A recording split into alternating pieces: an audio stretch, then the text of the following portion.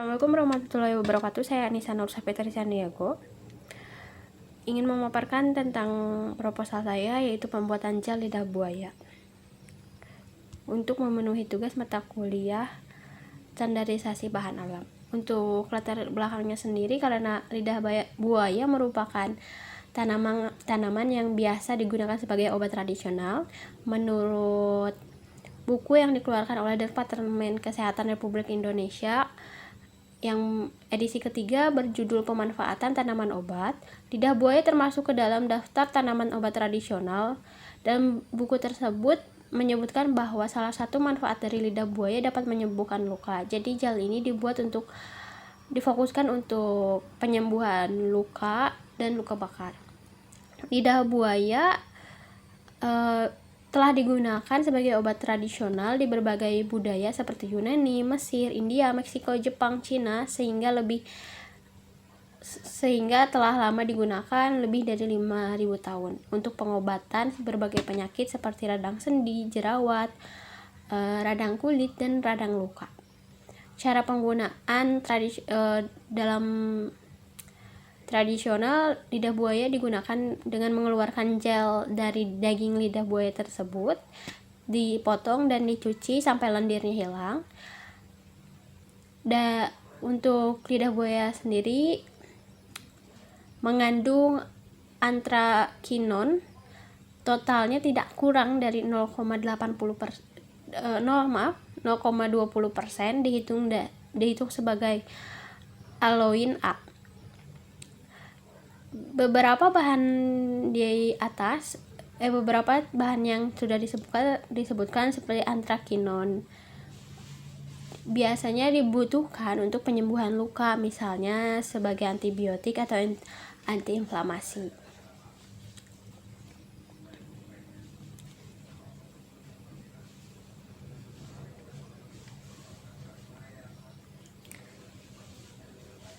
Dan hal yang melatar belakangi kenapa ingin dibuat gel untuk luka, karena dalam beberapa penelitian aloe vera menjadi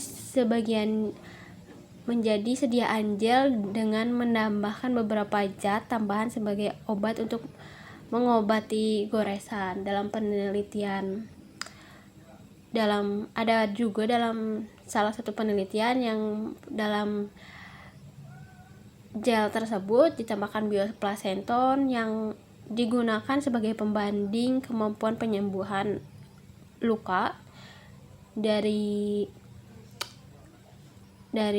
untuk pembanding dari gel lidah buaya tersebut.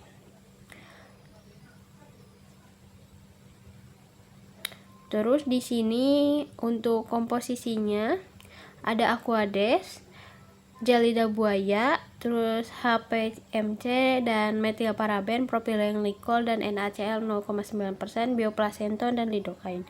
Khasiat dari gel ini digunakan untuk penyembuhan luka karena lidah buaya mengandung beberapa zat aktif, antara lain minyak esensial, asam amino, mineral, vitamin, enzim, glikoprotein, dan dengan kandungan air sebanyak 95%. Beberapa kandungan di atas digunakan untuk penyembuhan luka. Cara pembuatannya, untuk gel lidah buayanya sendiri diperoleh sebanyak 100 mg. Diambil sebanyak 1000 gram. Lidah buaya dibersihkan dengan cara dicuci dengan air mengalir lalu dibilas. Pangkal lidah buaya dipotong sekitar 1 cm, kemudian dikuliti kulitnya sehingga diperoleh daging gel lidah buaya. Gel tersebut dipotong kecil-kecil, disaring, ditekan atau diperas sehingga didapatkan sari kental. Untuk uji pemastian mutu ada organoleptis, uji pH, uji homogenitas, dan uji daya lekat, juga uji daya sebar. Untuk organoleptis, pemeriksaan sediaan krim atau gel terdiri dari pemeriksaan bentuk, warna, dan bau. Uji pH, pemeriksaannya dilakukan dengan alat pH indikator. dan pH normal untuk yang memenuhi standar pH kulit adalah 4,5 sampai 6,5.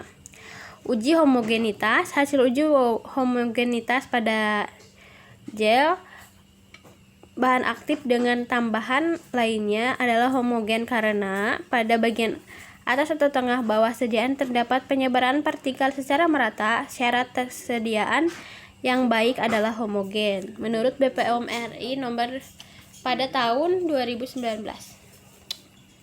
Untuk uji daya lekat merupakan salah satu pengujian yang dilakukan untuk mempengaruhi kekuatan salep melekat pada kulit. Semakin lama salep melekat pada kulit, semakin efektif. Syarat waktu lekat yang baik adalah tidak kurang dari 4 detik.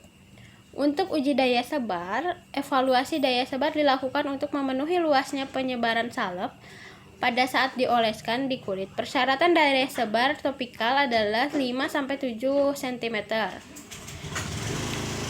Cemaran mikroba. Untuk cemaran mikroba ada angka lempeng total.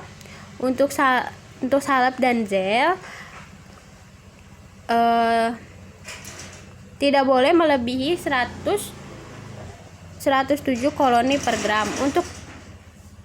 Untuk salep gel luka adalah kurang dari sama dengan 2 kali 102 koloni per gram. Lalu angka kapar Khamir untuk salep, gel, dan krim 100 tidak kurang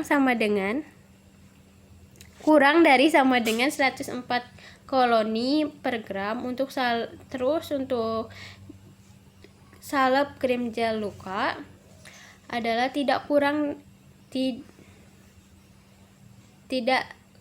dari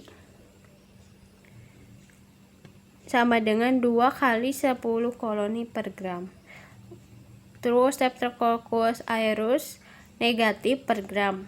Pseudomonas aeruginosa negatif per gram. Semua yang saya paparkan tadi saya ambil dari pustaka ini, 3 pustaka ini. Sekian yang bisa saya bahas, kurang lebihnya mohon maaf dan terima kasih.